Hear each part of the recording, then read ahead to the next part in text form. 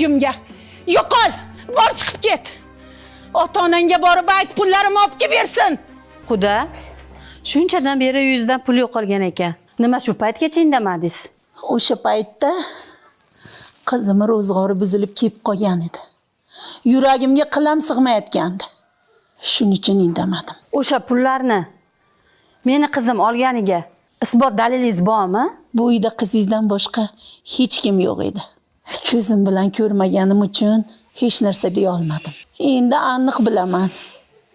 Bu pismig'is indamay xizmatlarini qilsam bilishmaydi deb o'ylagan. Kuyov bola, nimaga siz indamay turibsiz? Yoki o'sha pullarni qizim olgan deb o'ylaysizmi? Men bilmayman. Mana onamdan so'rang. So'rang. Ha? O'g'limga tashlanyapsiz. O'g'lim qayoqdan ham biladi? Erkak kishi, ko'chani odami, qizingizni o'zi karashma qilib, o'g'limni o'ziga ovdirib olgan. Folbinga bordim. Folbin hammasini aytdi.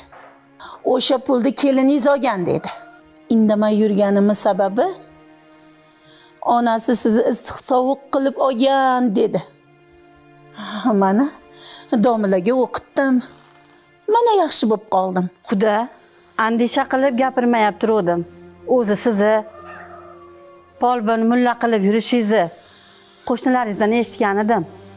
Ashunda ham ishonmabman. Mayli, men dadasi bilan gaplashay.